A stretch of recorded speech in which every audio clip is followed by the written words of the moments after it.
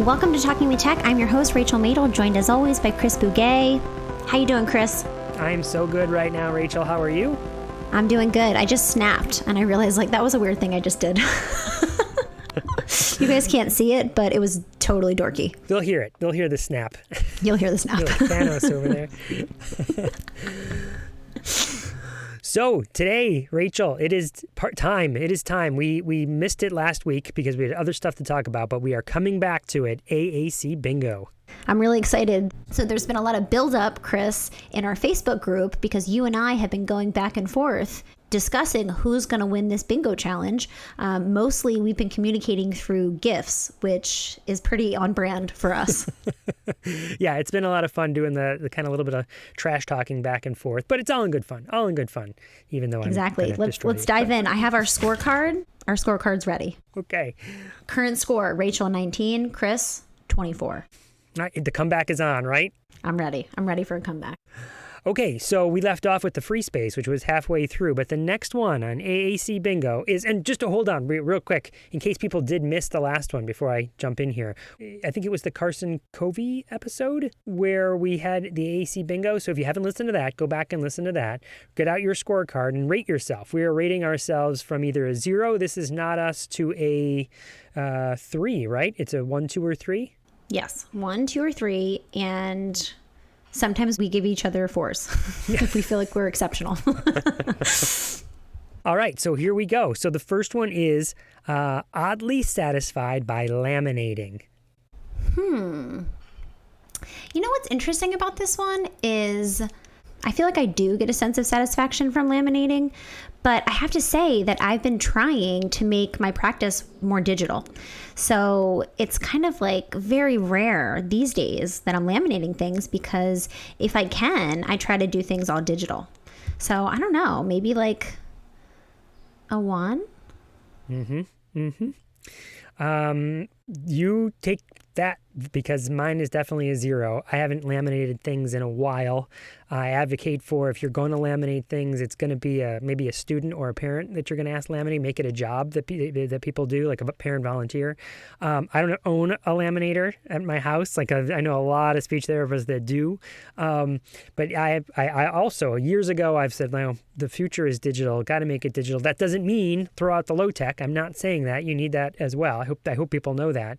It's just I'm not the person that's going to be laminating things. And of course, I will do low tech all day long, meaning we have a 3D printer here and we make low tech materials that way.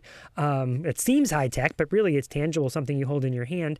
And even printing in general, the thing before laminating, right, is printing. That is sort of my arch nemesis. I can never get it to print right. It doesn't line up right. It gets jammed all the time. It's sort of like my kryptonite. So I'm going to give myself a 0 on I am not satisfied by laminating.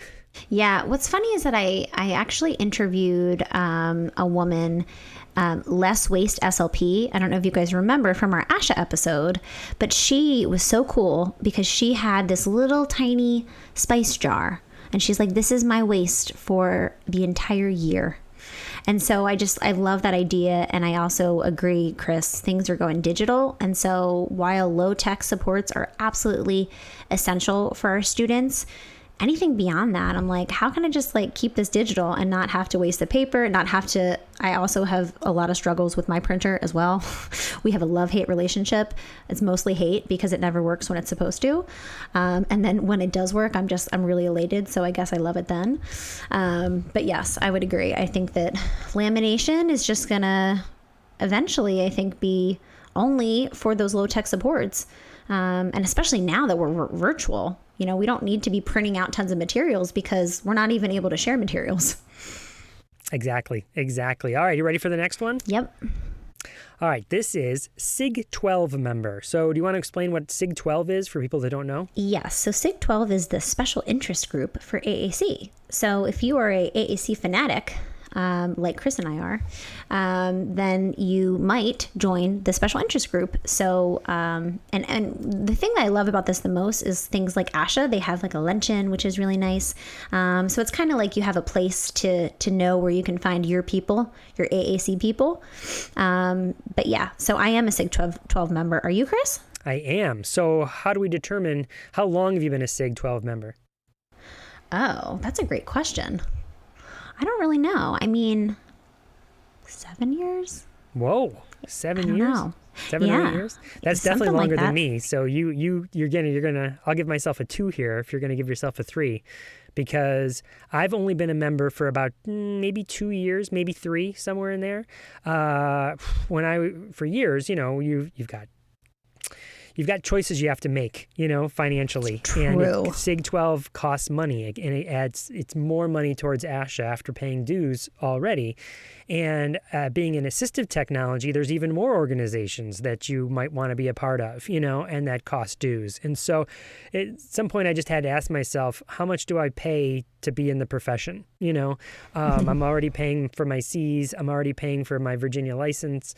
And then these are organizations that I want to participate on top of that. And what am I getting for my dollar?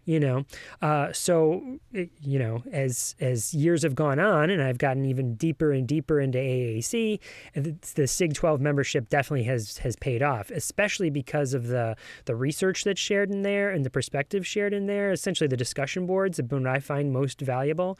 But it has definitely been late coming. It's not something I walked out of grad school becoming a SIG 12 member, and I went to it, I won't say kicking and screaming, because I always knew it was something that was valuable and I wanted to invest in.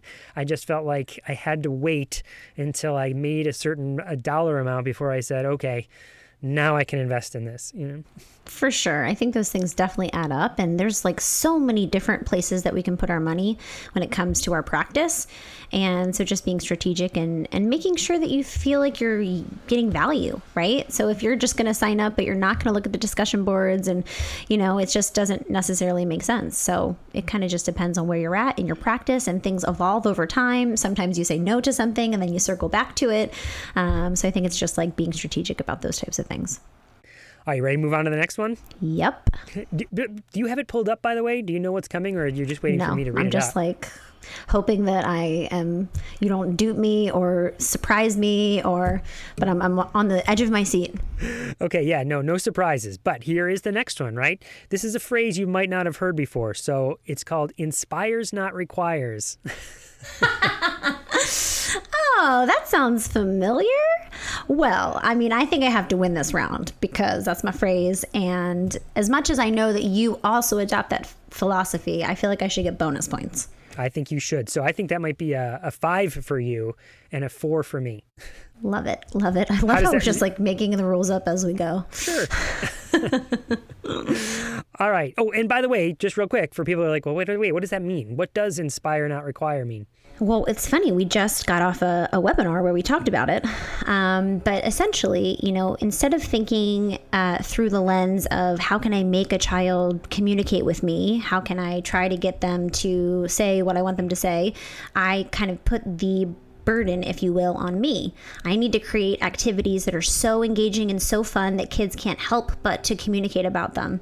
So if a child's not interested in communicating, I really take that on myself as the clinician to figure out how I can adapt my materials, my activities, the environment, whatever it might be, so that they're really excited. And it's just a fun phrase to remember, like, keep it fun. It shouldn't be, work. It needs to be exciting, engaging, and inspiring. Okay, so the next one is knows device reps by name. Do you know your device reps? Yes, I do. Unless I feel like there's some turnover with some of them, so it's like hard, but yes, I do. And have quite close relationships, I feel like. It's also, I'm just like a networker, so I like to be connected to people, and I also like connecting people who I think need to meet each other. So yes. How about you, Chris? Absolutely. No, very well. Gone to dinner sometimes with them. I see them at conferences. I feel free to call them. In fact, hey, after this recording, Rachel, I have to tell you a story and talk to you about a device rep that contacted me from Canada. So not only do I know my device reps, but I know device reps from all over who asked us to participate in a little event. So I got to talk about that afterwards. Amazing. All right, so let's give each other, what number do you think we should get? I don't know. 3s? 3s. I think we're 3s with that one. Great. All right. The next one is fave podcast is Talking with Tech. Oh my gosh. Can we give ourselves 10s? Yeah, we might each get 10 points for that. I mean, obviously, that's why we were, excited about this, right? Is because we felt like, wow, we really made it in the AAC field. We made it on AAC Bingo.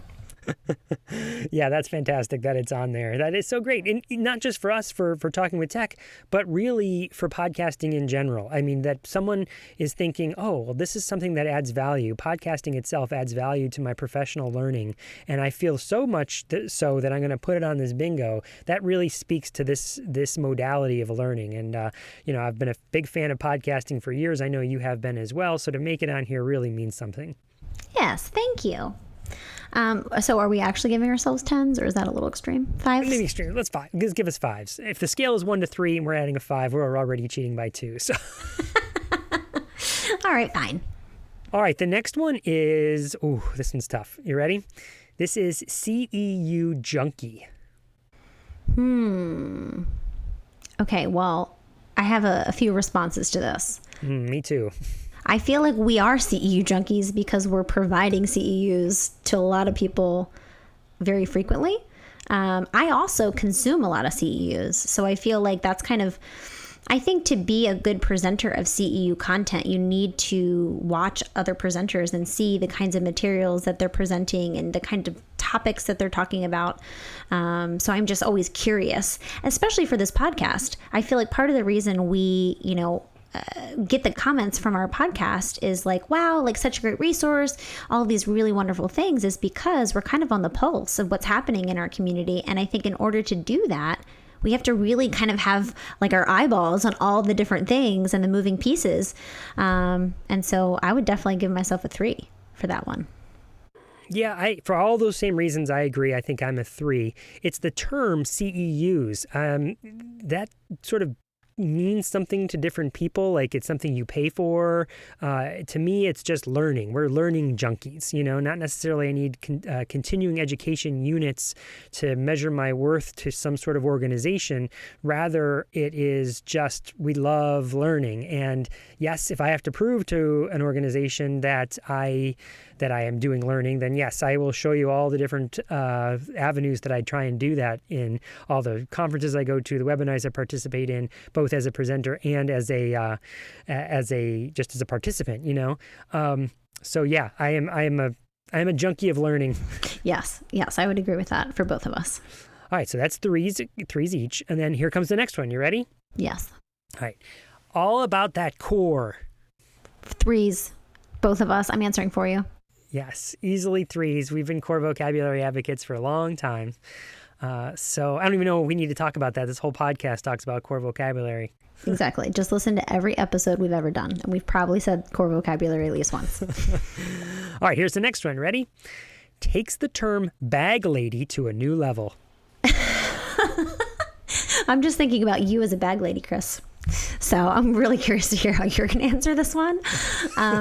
What's so funny is that I'm actually made fun of in my family and friend circle because I refuse to use bags even when it makes sense to do so. So like I'm the person who's carrying all of these things that could very easily all be put into a bag and make my life so much easier. But instead I'm carrying them.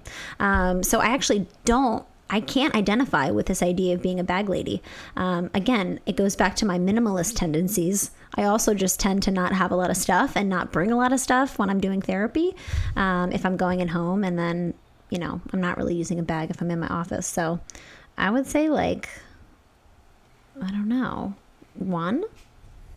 All right. Well, I think that beats me. I don't know. Let's talk about it, and then we can decide together what my score can be. Because, first of all, the fact that it does say lady, and that is a nod to all of the fact that there are very few men that work in the field of speech-language pathologists. So when you get to special education, you have more men, than you do just in speech-language pathology. And of course, we have a listenership that is beyond speech-language pathologists. But it does seem like this was made by a speech-language pathologist, and so it's thinking about, women primarily being the gender that is primarily doing that sort of work. That said, I can't really talk about it, Rachel, but there is sometimes, well, I just hello, gentlemen. And I'll just leave it at that. I can't talk about anything more than that because I don't want to get kicked out of the special clubs that exist. But so a nod to all the speech language pathologists who are males. Hello, everybody. So now to the bag component of that, there are, I do have bags here, and I have lots of bags just here in the closet, sitting there, shoved into a closet. I can't tell you, or into the corner of the closet.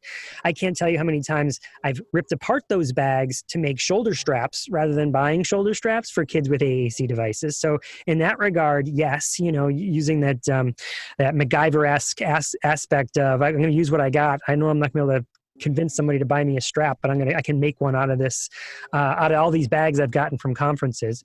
I've taken all the bags I get from conferences and they become my grocery bags, right? And the family uses them for that purpose because they're often, this way we can be sustainable. So in that regard, and I guess the last thing is, I think if you were to see me at any particular conference, I do carry a backpack all the time. It's pretty, like you, minimalist. There's my laptop, an iPad, and a water bottle in there usually. Maybe a stack of bookmarks to give out to people that like, hey, who are you? Well, this is my bookmark, as opposed to a business card. But that's it. That's what my bag is for. I don't carry, because I'm not doing direct therapy, I'm not carrying a lot of therapy materials. And even if I was, though, we've already talked about with the laminating that we are mostly not carrying stuff from place to place. We are using digital materials. For sure. So what do you think? So, I don't know, one? One? All right, we'll tie there. One. Great. What's next? All right, there's only a couple left, so we're getting down to it. All right? I need to, if I was better at math, I would calculate our scores, but it's going to take me a second. Well, I will wait before the very last one so we can. Thank you. We'll pause the recording to allow for my processing time, and then we'll restart, and I'll give you the answers. Okay, so the next one is accepts all communication. Oh, for sure. Yeah, I was like 100%. And then I'm like, wait a second, that's not part of the scoring rubric. I think for 3, for sure. Yeah, I think we're both 3s here, right? Mm-hmm. That said, what that means, accepts all communication, is if a student attempts to communicate verbally, then we accept that, and we might expand upon it or reflect upon it using AAC. But we're definitely going to take what that student said, and we are going to then, react to it. If they are signing, then we accept the sign. If they are using gestures, then we accept that. But we're always trying to expand upon it. Yeah, and oftentimes that's a huge question I get from teams is, well, what happens if they sign? Should I have them say it on the device too?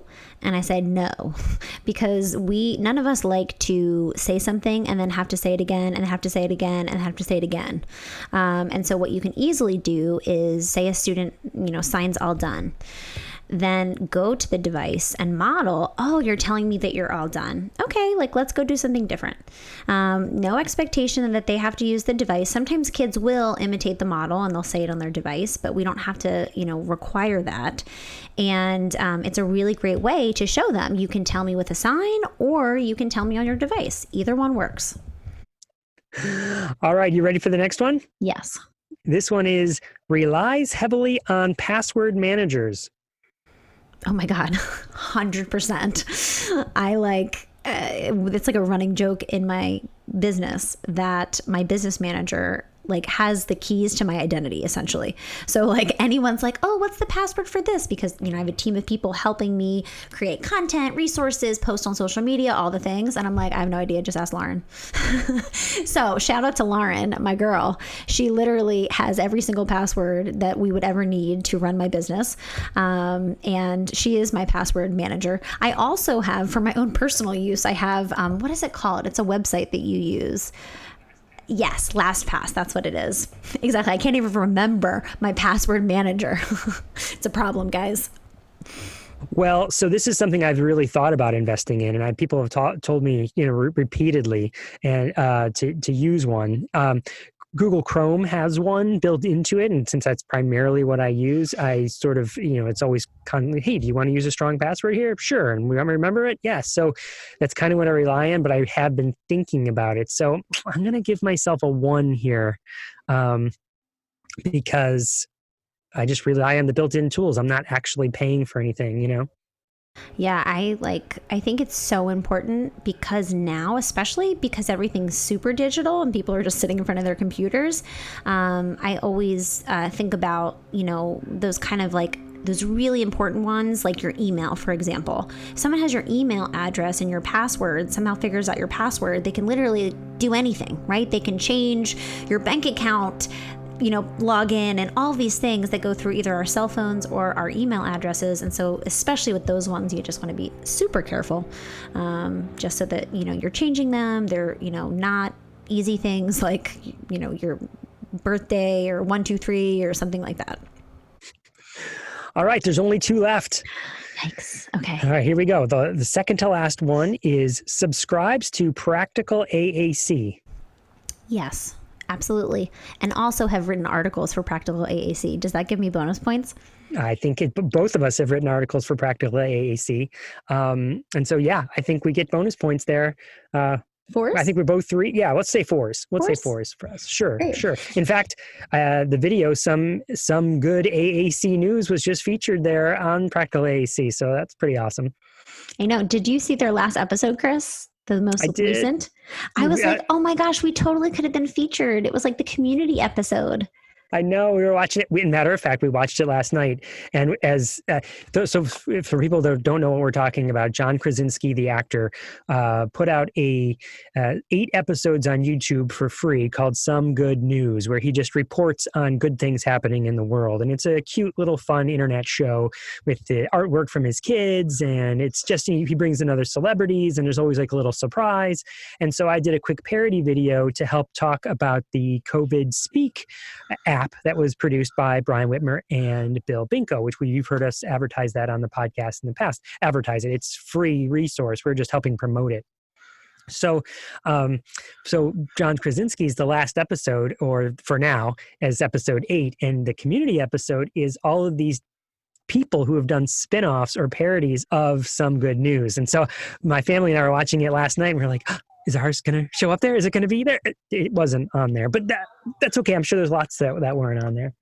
I know. I was waiting. I was like, I wonder, like we did a spinoff. You think that, it would be featured, but I'm sure there was like so much to choose from. And yeah, they probably have a lot. I mean, he has like millions of people following that show now. So it's definitely worth checking out. Actually, you reminded me, I just spoke with my grandma the other day on the phone and I was telling her about that. And I actually have to send that to her via email because she's like, I won't remember. Can you send it to me?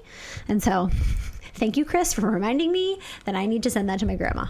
Okay, let's tally up the points because here's the last one. All right. Let's see how fast I can do this. I think you did. You had a little bit of a comeback here, Rachel. Great. All right. I came into the lead. I was coming into this episode in the lead, but I feel like you were pulling in from behind. It's probably neck and neck, coming across the finish line.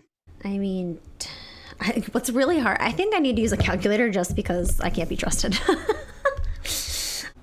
Chris. Yes. We're tied. We're tied at 53. We are tied going into the last one. Oh my gosh. Okay. I don't know what the last one is. I'm nervous. Okay. Well, you could pull way, way ahead here on this one, or maybe not. We'll have to see. Ready? Mm-hmm. The very last one is USB drives are key. USB drives are key. I don't know. I mean, that's a hard one. Like I always have, when I'm presenting, in person, I always have a USB with my presentations on it. But that's the only reason I use USB drives now.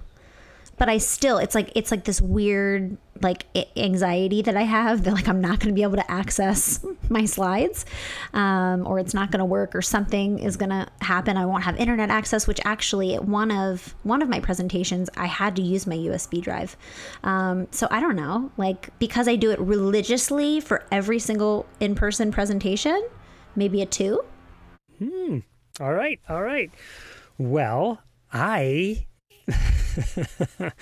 Why are you laughing? Are you laughing because you've won? No, just the opposite, because Years ago, I made the decision to stop using USB drives except for one purpose, and that purpose was to transfer vocabularies from certain AAC devices. So do I carry one in my backpack? Yes. Do I always have one available? Yes. Does it have all my old stuff on it if I need it? Yes. But I don't know, almost 10 years ago could be, I decided I was going all cloud-based, and I started saving everything to the cloud. That's not to say that, all my slides are Google Slides, but I also download them usually as PowerPoints and save them on my desktop if I need them because I'm presenting from there. Mm-hmm. So USB drives are key. First, I would question, should it even be on here? It's true. It's true in 2020. But it is on here. Those are the rules. I'm going to give myself a 1, Rachel. I don't think. Dun, dun, dun, dun. I made a comeback, everybody. It's really compulsive what I do with USB drives and not necessary probably, but I think like my biggest anxiety as a presenter isn't that I won't know the material or like it's nothing like that. It's always tech stuff. I get so stressed because I've had some situations where, my microphone doesn't work or, just at one point, I don't know if I ever told this story, Chris, but I was presenting, I think at ASHA, and one of the tech guys had left his walkie-talkie on my podium. And so it was just like I was in the middle of presenting and all of a sudden it's like this walkie-talkie goes off and it's like, have you checked room 13? Like, it looks like they're having, challenges. And I was like, I literally was so taken aback. I didn't even know what it was. And then I looked down and it was being amplified, right? Because it was like hitting my microphone. And so then I took this remote, like walkie-talkie. And I feel like I was holding it like a bomb. I was like, I don't even know what to do with this. And so I took it and I put it like in the back of the room. I didn't want to put it outside the room. So I put it in the back of the room, like hoping that like it wouldn't interfere with the rest of my presentation. So anyway, just weird things have happened like that with tech glitches and stuff. So I'm like unusually paranoid about things going awry. Yes, those things tend to happen. When those things happen to me, my go-to is to lean into them. Like I would pick up the microphone, pick up the walkie-talkie and be like, hello, I'm doing a presentation in room blah, blah, blah. Do you want to come get your microphone? Those sorts of things. I know. Beth Potts and I were doing a presentation and it was a pre-conference at ATIA and a bird flew into the room. It was flying around the room while we were presenting. It was great. Wow. We always talk about, the fact that human beings talk about things and communicate about things that are novel, interesting, weird, unusual. Yeah. So I'm sure everybody was telling that story after the fact, like at their dinner table. Guess what happened when I was at my conference today? Exactly. You use that as an example in your presentation. So what's the final score, Rachel? Final score, Rachel, 55. Chris, 54. Congratulations, Rachel. That is awesome. It was super fun playing with you. You won. I'm the AAC Bingo champion. You are the champion. Now, everyone else, score yourselves. We'd like to see your scores over on the Facebook group. Let us know how you did. Did you beat Rachel? If you beat Rachel, you beat me. It's true. Actually, I think we probably have the highest scores because we decided to bend the rules quite significantly. So I'm just going to take a stab in the dark that no one beat us. Oh. Well, that was super fun, Rachel. I hope we get to do more stuff like this in the future.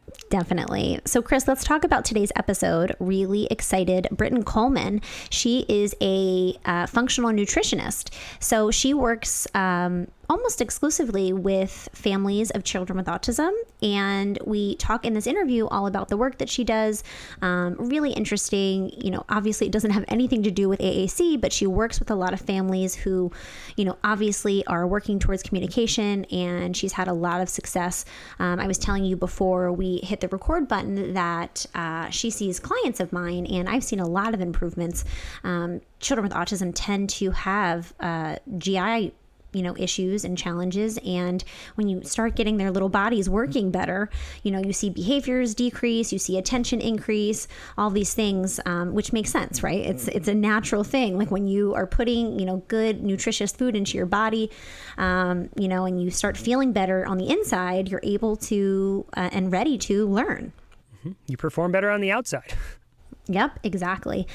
She also does a lot on social media, which is really great to kind of follow her social media account. She helps families with kids who have really restrictive diets, meaning like they only eat like 3 different foods.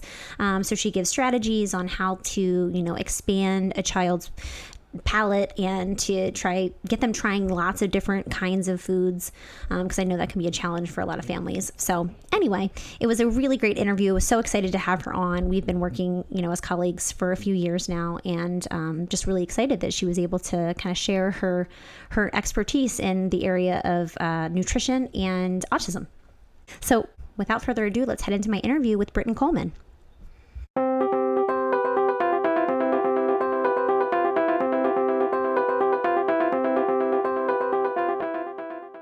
Speech Blubs is an app that helps kids make sounds, then words, and then sentences with just 10 to 15 minutes of practice a day. The app has more than 1,500 fun activities for toddlers, preschoolers, and anyone with speech delays. Speech Blubs was designed by speech therapists, parents, and kids too. Video models using actual kids are a big part of its main methodology. Video modeling is an evidence-based practice supported by copious amounts of research to help kids learn language. The embedded videos in the app show kids speaking. The app then invites them to imitate the video model. Parents know that hearing their child finally say mommy, either with their voice or AAC, is a true milestone. Speech Blubs has more than 1 million downloads, proving that the app could be a great starting point. The subscription starts as low as $4.99 a month for the annual plan, which is a nominal investment to improve a child's speech and language abilities. Anyone can try the app for free for 7 days, but as a listener of this podcast, Speech Blubs is providing an extended trial for an entire month. Simply go to bit.ly/TWT Speech Blubs and complete the form to receive an extended trial. Also, if you're a Talking with Tech Patreon member before April 2nd, 2020, you will receive a free lifetime membership to Speech Blubs.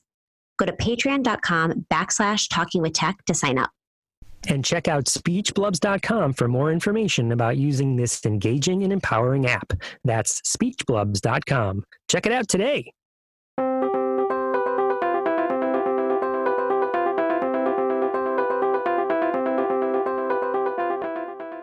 Welcome to Talking with Tech. I'm your host, Rachel Mado, joined today by Brittyn Coleman. Brittyn, how are you? I'm so good. Thank you for having me on. Yeah, I'm really excited. This has been in the works for a while now. Brittyn and I met through a client of ours that we both work with remotely. And she's doing amazing work in the autism world as a dietitian. So Brittyn, explain to our listeners who you are and how you got interested in what you're doing right now. I'm a dietitian based in San Francisco, and I do everything virtually. I work with kids on the autism spectrum. I work with kids with ADHD and a whole wide variety of developmental disabilities or disorders. And I have a brother who's on the autism spectrum, so autism is very special to me. And I've always known that I wanted to do something with autism, and nutrition has always been something that's very important to me. And so in grad school and undergrad, I really started combining the two. And about 3 years ago, I started my own private practice. So beforehand, I was working in interdisciplinary clinics. I worked in Oklahoma City for a while, and now completely run my own telehealth profession for individuals with feeding issues, autism, sensory processing, biomedical issues, you name it. So let's kind of deep dive a little bit, because the first time you and I got on a call together, it was like we were both geeking out hard in ways that I loved. And because I'm very interested in nutrition and health, a lot of the clients that I work with in Los Angeles, they also are doing biomedical treatments for autism, specific dietary approaches. So what have you learned about diet and autism?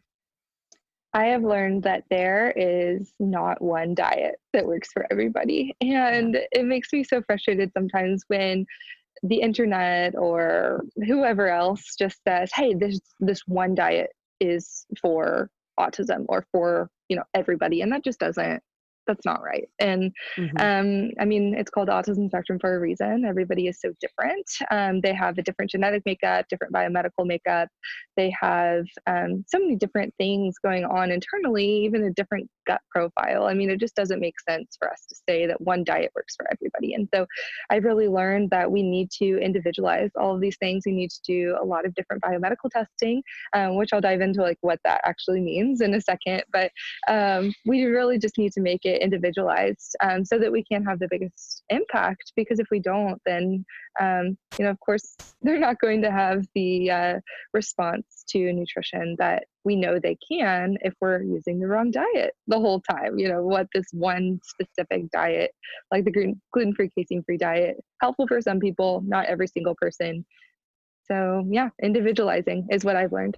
So I've had families who have approached me and, we start talking about maybe some biomedical interventions or things like that for autism. And they've said, oh, we tried the gluten-free diet. That didn't work. And it's almost as if like that was the diet they tried. It didn't work. And now it's like, well, diets don't work for my kid. Like, what would you say to a family that expressed something like that? First of all, I would ask how long they tried it for, because sometimes diets take 4 to 6 weeks to start working, sometimes even longer than that. And so I would ask, what have you tried so far? How long did you try it? And then sometimes need to say exactly what I just said.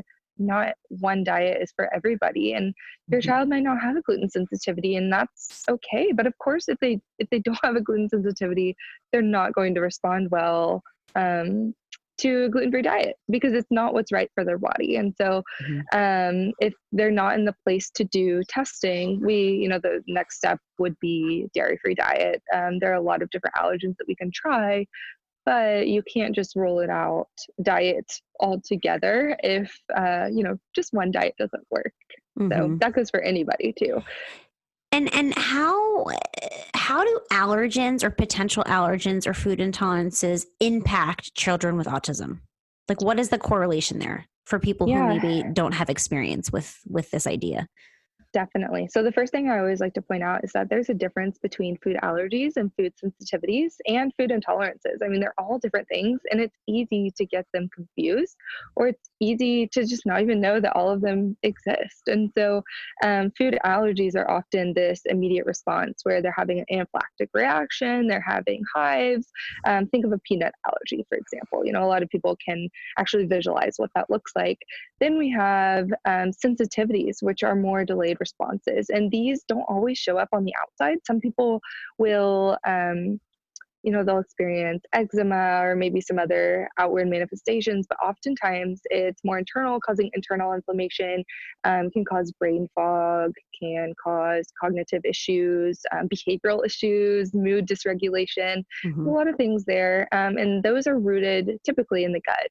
And kids with autism oftentimes have a different gut profile, meaning that they have different bacteria, yeast, just different GI function in general. It varies all across the board what's going on in there, which is why I like to do gut panels to check in and see what actually is going on. And then the last thing that we get confused oftentimes is intolerance. So let's think of lactose, for example. So lactose intolerance is a good example of that, because what that means is that we're lacking some digestive enzyme in order to break something down. So like lactose intolerance, you're missing an enzyme called lactase. And so your body literally cannot break down lactose because it's not equipped to do so. And then that results in, major GI discomfort and other issues because your body just can't break it down. Whereas a sensitivity, your body is responding, it's breaking it down, but it's responding with inflammation. And so those are the different types of reactions to foods. And many people don't realize that there are multiple reactions. And so we really have to break it down. What kind of reaction are we having? Most of my clients that I see have sensitivities. I think there's only 6% of the population that has a true food allergy, and it's estimated that upwards of 50% have a sensitivity to a food. So a lot more common. Yeah. And, for a child potentially with autism who is either minimally verbal or, does not have spoken words yet, cannot communicate how they're feeling, this could be an underlying trigger that's, manifesting in a lot of different ways. Whether that be not wanting to sit and follow directions, not being able to attend, having, sensory seeking behaviors, not being able to regulate their emotions. Like all of these things can manifest from something as seemingly simple. Now I realize it's not simple getting to the bottom of what these things are, but something as simple as, the food they ate for breakfast that morning. Right. And so it's like, I'm sure trying to get to the bottom of those things is challenging, but once you do, and if you can, you could see a lot of improvement. Absolutely. And there's a few different reasons why, having kids that are nonverbal with food sensitivities makes it just exponentially harder because they can't tell you what they're feeling, like you said. And then sometimes, this goes actually for all kids across the board, sometimes they accept discomfort as normal. They don't really know what normal feels like. And so they take these, severe GI pains or gas or whatever it is, and they just say, this is my normal, and they don't really know what it feels like to feel good. And so oftentimes they won't complain or they won't tell their parents that they're feeling this way. Some kids also have a hard time actually identifying that they're in pain. I have so many kids on my caseload that have such high pain tolerances, and sometimes they honestly just don't realize that they're in pain. So kids that are nonverbal, if they have a migraine, sometimes they'll, have head banging, which is a traditional autistic symptom. They will push on their tummies, or they'll I've seen kids that will lay on like the corners of couches to get that pressure on their tummy just because they don't feel very well. I've, seen so many kids even just trying to tell their parents that their stomach hurts, like putting their parents' hand on their tummies because they can't say this hurts. Or I actually had a recent client who was having his mom kiss his belly because they do that when they have boo-boos, and he's nonverbal, but he knows that. And he's like, my tummy hurts. I need to kiss it because something's hurting. And so we just really have to watch out for the symptoms of food sensitivities or GI issues, because kids nonverbal, they really can't tell you unless they are trying to in a very unique way. And I've seen a lot of the families that I work with, they go through this process of an elimination diet or a restrictive diet to try to rule out food sensitivities or food intolerances. And I have to say, I've tried it in my own life, and it's hard and challenging. I can't imagine doing it with a child who's not able to communicate how they're feeling. Because so much of it is like, okay, so we've eliminated a lot of things, like the reintroduction of foods, right? That's where it's like, okay, and it's hard to figure out, is that okay? And oftentimes it's delayed too. So a reaction can happen a few days after a certain food was eaten. And so it just feels so challenging. What are some ways that you help coach families on, starting an elimination diet? And is that the place to start? Do you feel like you should always do testing? Can families who are listening out there, can they do this on their own to see, similar results? Like what's your best approach? Yes. So I always recommend doing it with the guidance of a registered dietitian. So whether that's me or another dietitian in your area, if you're doing any diet changes or, taking out certain foods or restricting certain foods, it's really important to have that professional guidance. So just wanted to plug that in there. But it really depends on where you're at in your nutrition journey. So, and also the amount of foods that your child has. So let's say that a kid is operating out of a space of 4 or 5 foods and that's it. It's probably not the time to do an elimination diet, because if 3 of their 5 foods are dairy and cheese, they can't survive off of 5 foods. And so in that scenario, we really need to add before we take out, because it's just not right to take out first. And a lot of parents, when I tell them that, they just have this huge exhale because they're fearing that, their child's not going to have anything to eat. And so when we do have those situations, I do recommend testing, because it's a bypass of all of that elimination diet that you really can get an idea of what's going on. And then when you're working on future foods, you know which ones to start with because you know which ones are not causing an issue. Let's say that dairy was a major issue. You wouldn't want to try to get the next food to be yogurt because that's just not a good fit for their diet. And so I think testing is always great to start with because you're right, it can be confusing. Sometimes symptoms pop up a few days late. They can, I've even seen reactions happen 72 hours after. And so we really need to keep on an eye on that. And it can also be combinations of foods or the dose of foods that you're eating too. And so let's say that you have a moderate reaction to two foods, but you eat them together every time, it's going to create this severe reaction. And then you take out one of the foods, you're not going to see, the major changes that you're wanting to see because you're only taking out one of those things. And so sensitivity testing really gives us a better idea of what's going on, really lays the blueprint on what we need to be addressing and what foods we need to be swapping out. So I always recommend doing that. But again, if a family isn't in the place to do sensitivity testing or they don't want to, that's valid as well. I mean, it's a blood test, so sometimes that can be a little overwhelming for younger kids.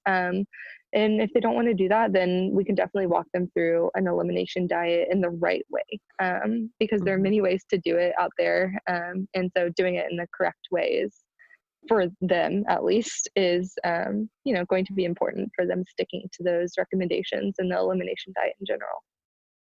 You mentioned the kid that only has 5 foods. That's like every kid on my caseload, it feels like. So like for those kids who are picky eaters, what are some strategies for that to try to increase the diversity of a child's diet? The first thing I say to parents is we got to meet them where they're at.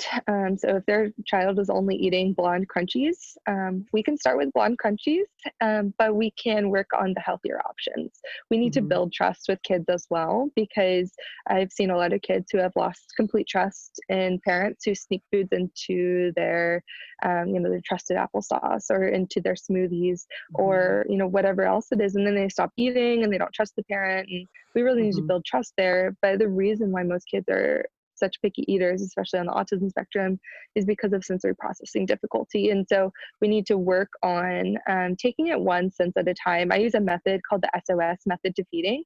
And what that's based on is essentially taking each of the senses and starting with one at a time and using them as building blocks to get all the way up to eating. So there's actually about 30 different bullet points in between seeing a food for the first time and then actually consuming it. And so a lot of parents want to go from here's, this food for the first time, eat it, or just take a bite. And the child is just not ready for that. And so we have to back down, we have to smell it and touch it and, do all of these other steps so that they can be ready to eat that food. Because if we make them eat that food immediately, they're going to get stressed out. We have an adrenaline rush. And whenever we have adrenaline rushes and we get stressed out like that, our want to eat just plummets.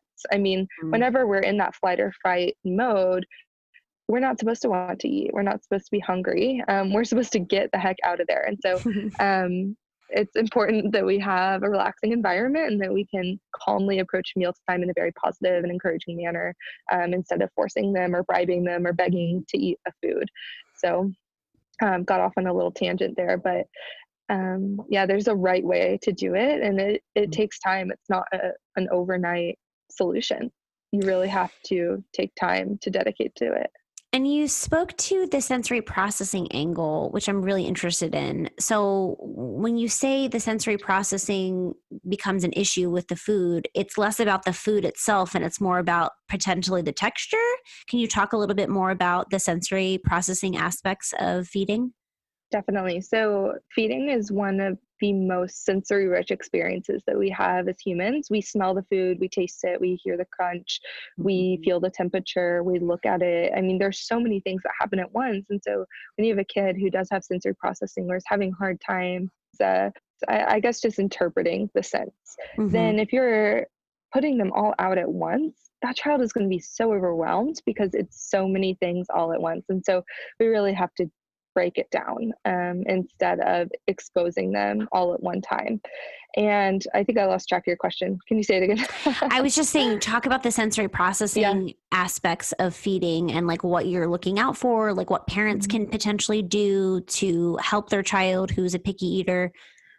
Yes. Okay. So we have to think about all the different senses that are coming from food. The most or the biggest issue that I see with kids who do have sensory processing issues is texture. Another one is color. I actually did my my grad school thesis on food aversions for kids with texture issues, sensory problems. But yeah, so it's important for everybody to take into account all those different senses and work on those foods that maybe they can tolerate right now, and food chain. So if we start with a food that is yellow and crunchy, we can go over to another food that's yellow and crunchy, but maybe it's a healthier option, like a veggie stick, for example. And then from there, we can go to an orange one. And from there, we can go to a raw carrot stick, something that is staying the same color, the same texture, but we're changing one of those properties each time. And so that's a part of SOS feeding therapy, is food chaining. And I think that's something that's really helpful for many of the parents that I see to learn that food chaining process.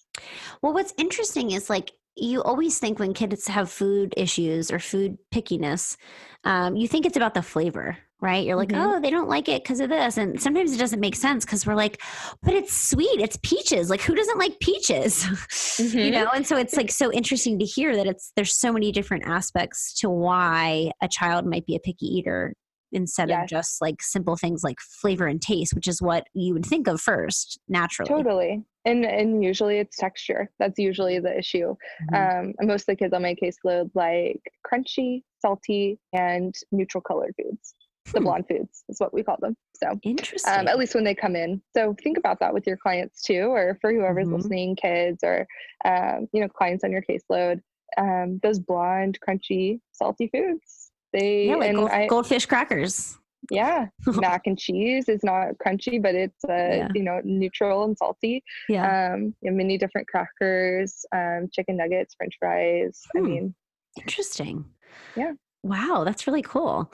Okay, so if there's a lot of practitioners that listen to this, and we don't necessarily do a lot of work with diet and feeding and things like that. But of course, like we sometimes interact with food if a child's really motivated by food. Sometimes speech language pathologists, they work on feeding and things like that. I'm interested in having you come on, talk about your experience, just to open our eyes to this idea that diet can impact a child. It's crazy to think that something that we put in our bodies every day doesn't impact us in some way. And so it's just really interesting and eye-opening to listen to your perspective, and especially because oftentimes I think there's a lot of judgment that could go alongside of parents who are trying alternative, biomedical treatments or dietary changes and things like that. Have you experienced that in your practice with the families that you work with? Because I definitely have in my practice. Like, parents don't offer that information, but when I, maybe they'll mention something and I'll validate that and say, yeah, I've had lots of families who have had success, with a gluten-free, casein-free diet or, low glutamate diet or, all of these different diets. So have you experienced that like parents feel judged because of the like dietary things? Yeah, I see that all the time. And it's disappointing because there's so much to say about diet and it really does help so many people. I mean, my practice is living proof of that. And I think that there's just a lot of misinformation out there. And I also think that there's not enough education. Oftentimes the narrative that I hear is that, somebody is trying a diet that is really working for their kid. And then, their physician or whoever will say, oh, what are you doing? This is really great. He's doing really well. And they'll say what they're doing. And then they'll go, that can't be it, or that's not it, or diet doesn't play a role and all this. And they just feel so discouraged. And I just think there's not enough education out there as healthcare providers as well around nutrition and how it really can help these kiddos. And I think, the online space too can be helpful, but it also can be really hurtful because there are a billion different people saying, hey, you should do this, this, and this. It really worked for my child. But again, it doesn't work for everybody. And so I think a lot of the parents that are coming in on my caseload are just like, I am so confused because I have so many people telling me a billion different things, and I just don't know what's right. And I don't know what's true. And I don't want to know what's backed in science. And, the research with autism and nutrition is still developing. I mean, it's based in the past 20 years. And so there's still a lot of work to go. And so a lot of things we need to test clinically. How is this diet going to work for this child whose results come back, this way? And so it's a lot of personal research that we can do too, but also, reading the literature out there and what it does say, is so important to back everything that we're doing with science. As healthcare providers, that's our job, is to have a research-based practice. Absolutely. And I think that you hit the nail on the head. There's so many areas, both in your field and my field, where we need more research. We definitely need more research.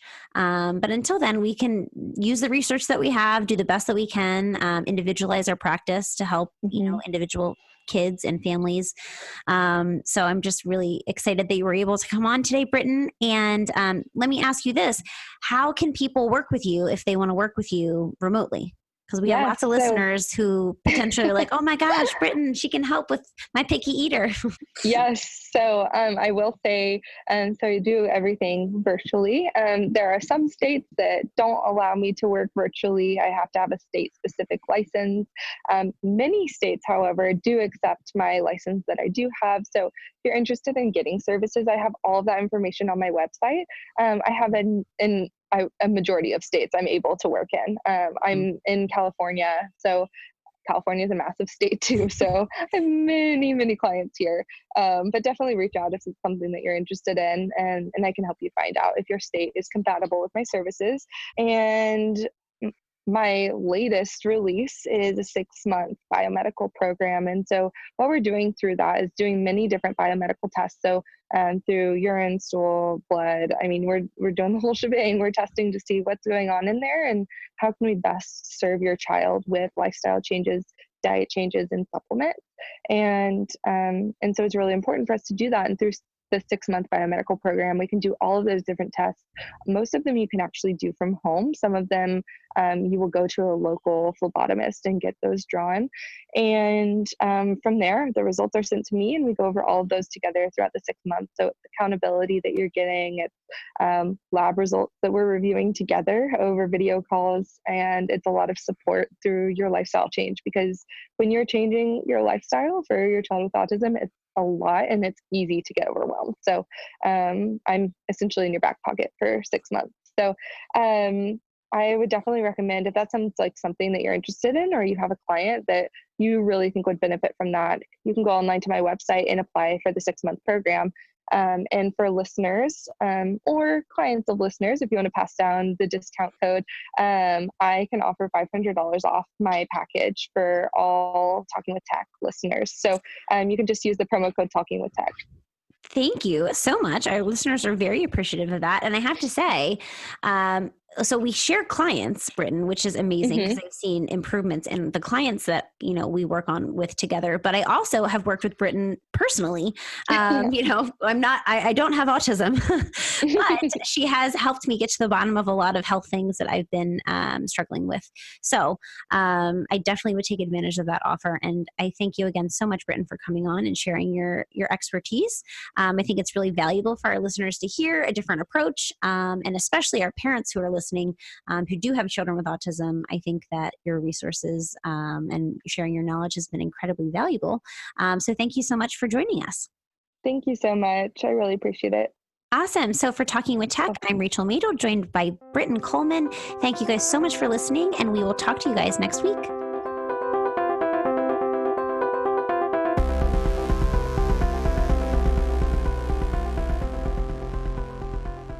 Please listen carefully.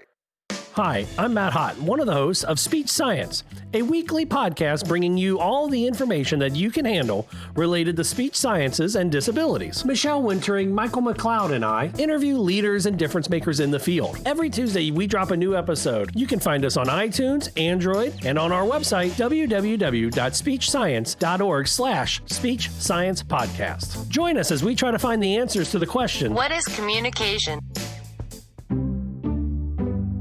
You're listening to the Exceptional Podcast Network.